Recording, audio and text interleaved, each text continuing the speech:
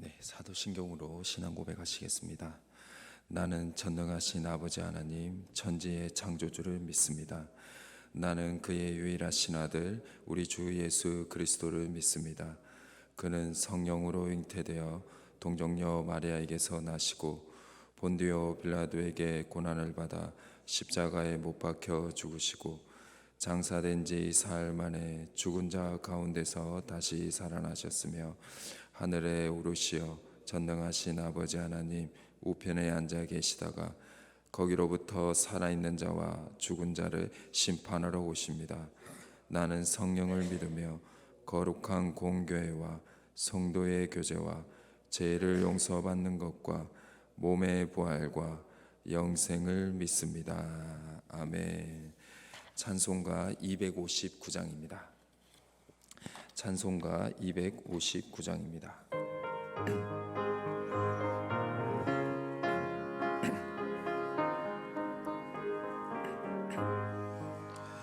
예수 십자가에 흘린 피로써 그대는 씻기어 있는가? 더러운 죄 희게 하는 능력을 그대는 참으지 않은가? 예수의 보혈로 그대는 씻기어 있는가? 마음속에 여러 가지 죄악이 깨끗이 씻기어 있는가? 주 예수와 밤낮으로 늘 함께 그대는 행복을 하는가? 아무 때나 어디서나 그대는 십자가 붙들고 있는가? 예수의 보혈로 그대는 씻기어 있는가? 마음속에 여러 가지 죄악이 깨끗이 씻기어 있는가? 주님 예수 다시 올 때 그대는 영접할 예복이 있는가? 그대 몸은 거룩한 곳 천국에 들어갈 준비가 됐는가? 예수의 보혈로 그대는 씻기어 있는가? 마음속에 여러 가지 죄악이 깨끗이 씻기어 있는가? 모든 죄에 더러워진 예복은 주 앞에 지금 다 벗어서 샘물같이 솟아나는 보혈로 눈보다 더 이게 씻으라. 예수의 보혈로 그대는 씻기어 있는가? 마음속에 여러 가지 죄악 우리 4절 한 번 더 하겠습니다. 있는가? 모든 죄에 더러워진 예복을 주 앞에 지금 다 벗어서 샘물같이 솟아나는 보혈로 눈보다 더 이게 씻으라. 예수의 보혈로 그대는 씻기어 있는가? 마음속에 여러 가지 죄악이 깨끗이 씻기어 있는가? 아멘. 이 시간 하나님께서 저에게 주신 말씀은 신약성경 히브리서 9장 11절에서 15절의 말씀입니다. 신약성경 361페이지에 기록되어 있는 히브리서 9장 11절에서 15절까지의 말씀입니다.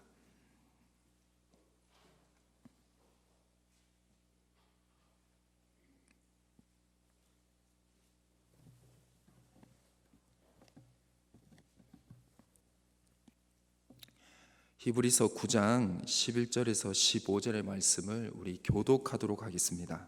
제가 먼저 읽겠습니다. 그리스도께서는 장래 좋은 일의 대제사장으로 오사 손으로 짓지 아니한 것 곧 이 창조에 속하지 아니한 더 크고 온전한 장막으로 말미암아 염소와 송아지의 피로 하지 아니하고 오직 자기의 피로 영원한 속죄를 이루사 단번에 성소에 들어가셨느니라.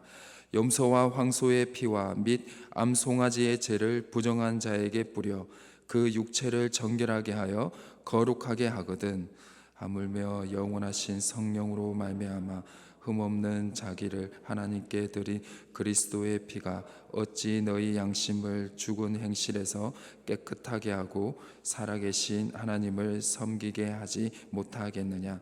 우리 다 같이 읽겠습니다. 이로 말미암아 그는 새 언약의 중보자시니 이는 첫 언약 때에 범한 죄에서 속량하려고 주구사 부르심을 입은 자로 하여금 영원한 기업의 약속을 얻게 하려 하심이라. 아멘. 주님의 선하심과 인자하심이 이 거룩한 성전과 또 실시간으로 예배를 드리고 있는 모든 주의 자녀들에게 영원히 함께 하시기를 주님의 이름으로 축원합니다. 오리 무리에서 자랐으면 어떠니? 너는 백조 아래서 태어난 존재인데. 유명한 안데르센의 동화 미운 오리 새끼에 있는 내용 중에 한 내용입니다. 금술 좋은 오리의 부부의 알들 사이에서 우연찮게 백조의 알이 들어가게 되는데요. 그 백조 알에서 태어난 백조 새끼는 오리들 사이에서 다르게 생겼다는 이유만으로 형제 오리들과 다른 동물들로부터 미움과 차별을 받게 되므로 미운 오리 새끼가 되었습니다. 어미 오리는 차별을 받는 미운 오리 새끼를 부드럽게 다독여 주었지만 나중에 점점 주변 시선에 환멸을 느끼게 되어서 미운 오리 새끼에게 사라져 버렸으면 좋겠어 라는 말을 하게 됩니다. 믿었던 어미에게조차 외면을 받게 된 미운 오리 새끼는 결국 무리를 떠나게 되고 험난한 고난의 인생을 경험하게 됩니다. 결국 시간이 지나서 자신이 오리가 아니라 고귀한 백조인 것을 알고 백조의 무리에 합류하면서 행복하게 살았다는 결말로 이 동화의 이야기는 마무리가 됩니다. 오리들 사이에서 자신의 고귀한 백조인 것도 모른 채 살아가던 미운 오리는 결국 미움을 받았던 미운 오리의 그 시절에 미운 오리가 지닌 그 백조의 존재 가치는 사라지지 않았다는 거예요. 자기가 아무리 오리들 사이에서 미움을 받더라도 자기의 백조의 그 가치는 사라지지 않았다는 것입니다. 다만 몰랐을 뿐이었죠. 이와 마찬가지로 박해의 상황 속에서 예수님의 고귀한 십자가의 희생을 아무 효력이 없다고 생각한 그리스도인들이 있었습니다. 예수님의 고귀한 십자가의 희생을 알고 믿으며 예수님의 보혈로 구원받아 그리스도인이 되었음에도 당장 드러나지 않는 예수님의 고귀한 십자가의 희생을 지금 당장의 삶과 연관시키지 못했다라는 것이죠. 이러한 그리스도인들에게 구원의 확신을 심어주고 용기와 격려를 주기 위해 기록된 말씀이 바로 오늘 읽은 히브리서의 말씀입니다. 초대교회 신앙의 박해 속에 배교를 강요받았던 그리스도인들은 믿음이 흔들릴 수밖에 없었습니다. 히브리서는 그러한 상황에 놓여있던 그리스도인들에게 믿음을 단단하게 하고 배교의 유혹 속에서 당당히 승리할 수 있도록 격려하고 소망을 주는 말씀인 것입니다. 그 소망의 말씀은 예수님의 십자가의 사건은 과거 구약의 제사장이 드린 속죄의 의식과는 비교할 수 없는 질적 차이가 있다라고 말씀하고 있는데요. 먼저 9장, 오늘 읽은 히브리서 9장 11절에서 12절의 말씀을 보면요, 우리가 믿는 그리스도는 장래의 좋은 일에 대제사장으로 오셔서 손으로 짓지 아니한 것 곧 창조에 속하지 아니한 더 크고 온전한 장막으로 말미암아 염소와 송아지의 피로 하지 아니하고 오직 자기의 피로 영원한 속죄를 단번에 성소에 들어가셨다라고 말씀하고 있습니다. 우리의 대제사장이 되시는 예수 그리스도께서 들어가신 장막은 성전, 즉 이 장막인 이 성전은 창조 속에서 사람이 만든 것이 아니라 하늘에 있는 영원한 성전이라는 것입니다.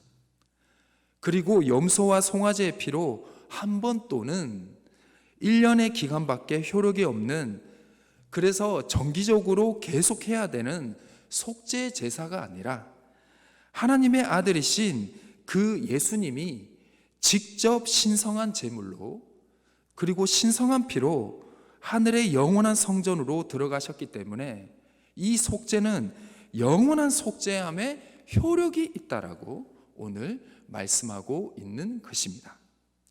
하나님과 우리 사이를 갈라놓는 죄를 예수님의 십자가의 희생으로 단번에 속죄 제사를 드렸기 때문에 우리는 더 이상 이 속죄 제사를 드리는 것이 아니라 십자가의 속죄 제사를 드린 그 예수님을 어떻게 하기만 하면 된다, 믿기만 하면 된다라는 거예요. 믿기만.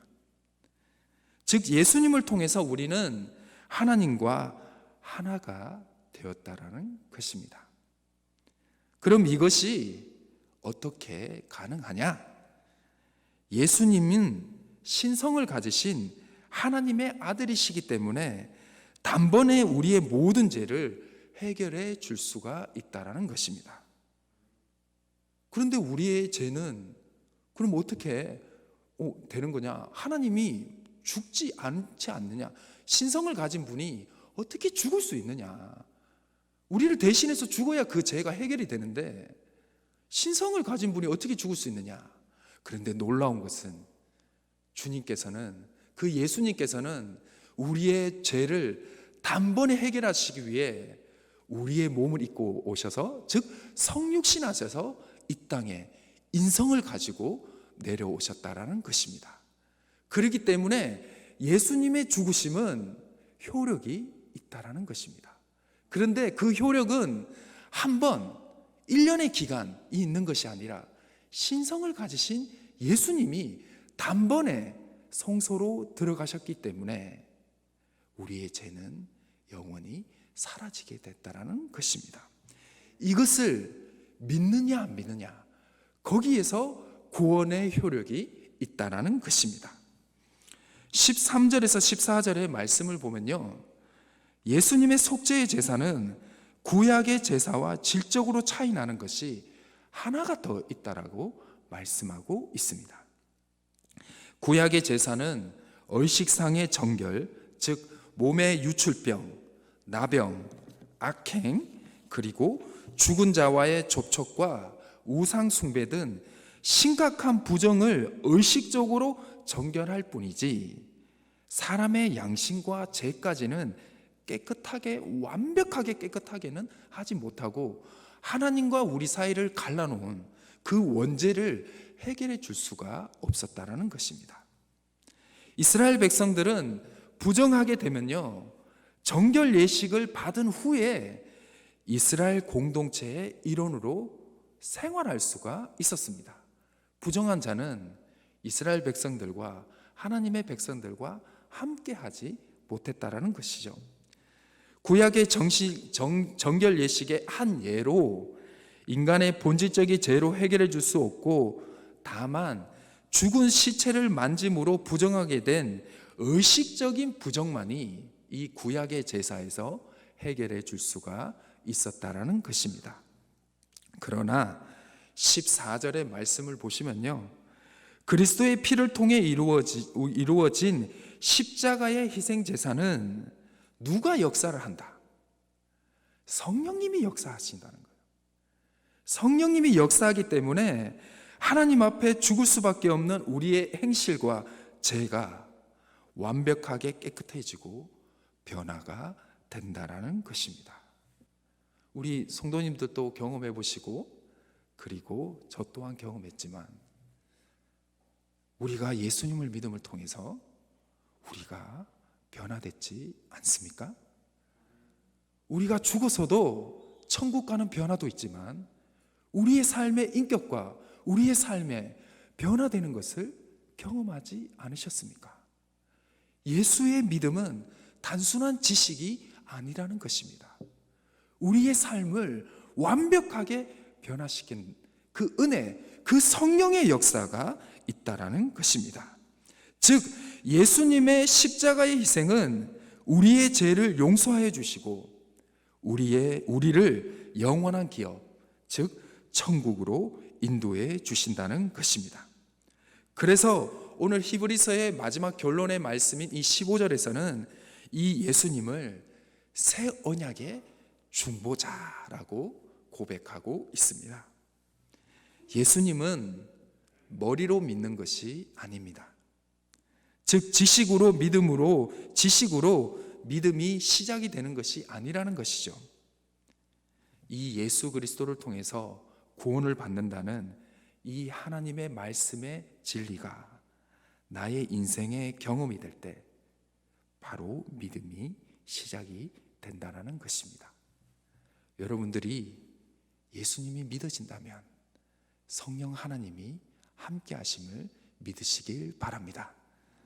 성령 하나님이 역사하시기 때문에 예수 그리스도가 믿어지고 여러분들의 삶이 변화되는 것입니다.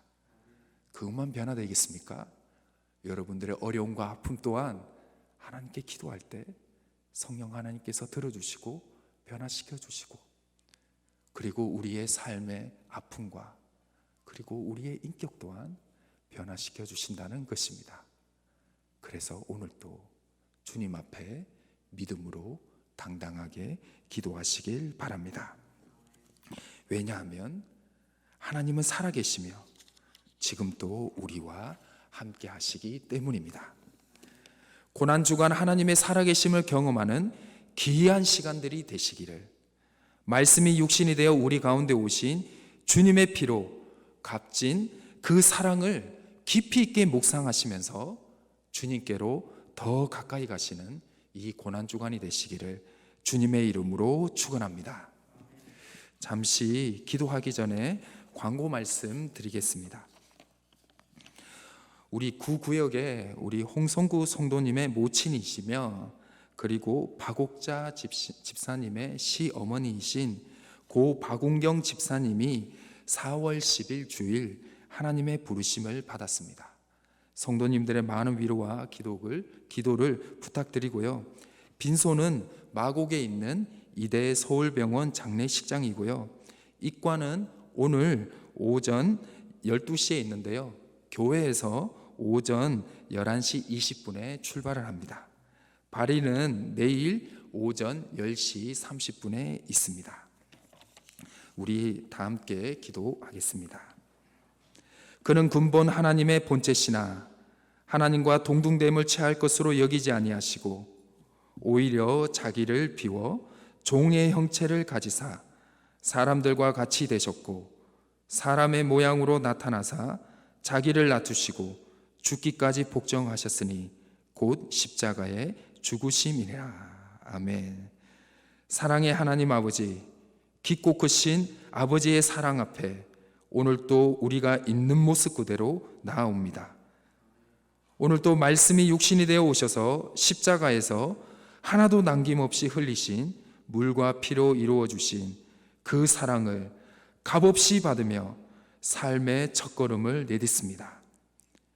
우리의 매일의 삶이 주님의 보혈 아래 예수님의 고귀한 십자가의 희생으로 이루어진 사랑 안에 있음을 잊지 않을 수 있도록 도와주옵소서. 예수님이 우리의 새 언약의 중보자이심을 날마다 삶 속에 고백하게 하시며 예수님의 십자가의 희생은 우리의 죄를 용서하여 주시고 우리를 영원한 기업, 천국으로 인도해 주신다는 그 귀한 언약을 잊지 않고 그 언약 속에 살아가는 믿음 되게 하여 주옵소서. 허락하신 우리의 인생의 걸음걸음마다 말씀을 통해 믿음을 알게 하시고 하나님을 경험하며 아픔의 때에 더욱 굳건한 사랑과 믿음을 허락하여 주옵소서. 6월절 어린 양이 친히 되셔서 우리의 제 모든 문제를 온전히 해결해 주신 주님의 희생으로 죄인에서 의인된 우리의 삶의 시간에 더욱 성령 하나님을 의지하며 주님 앞에 더욱 정직한 영으로 살아갈 수 있도록 도와주옵소서. 주님의 사랑을 잊지 않도록 도와주옵소서.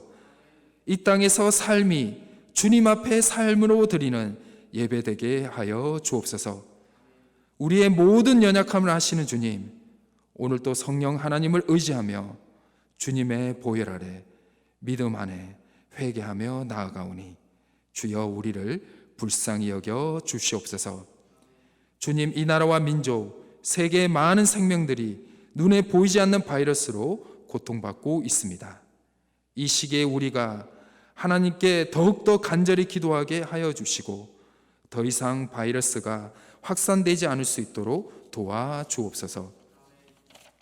생성된 모든 바이러스도 속히 소멸되게 하여 주시고 어려움과 슬픔, 아픔 가운데 눈물 지으며 부르짖는 우리의 모든 주의 자녀들의 기도, 주님의 백성들을 기억하여 주시고 코로나로 어려움과 슬픔을 당한 모든 가정들 또한 회복의 은혜를 허락하여 주시옵소서.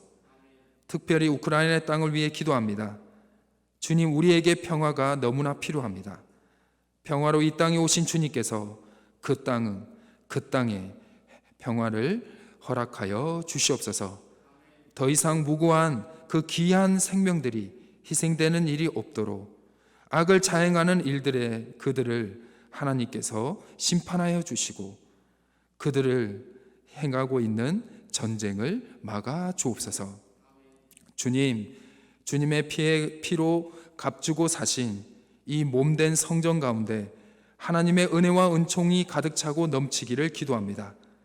모든 슬픔과 아픔의 시간들을 회복시켜 주시고 주의 보혈 아래 회복을 경험하는 교회 되게 하여 주옵소서. 예배의 회복, 영혼의 회복, 만남과 교제의 회복을 허락하여 주옵소서. 주님의 이름 앞에 모인 주님을 예배하는 그 깊은 은혜를 회복시켜 주옵소서.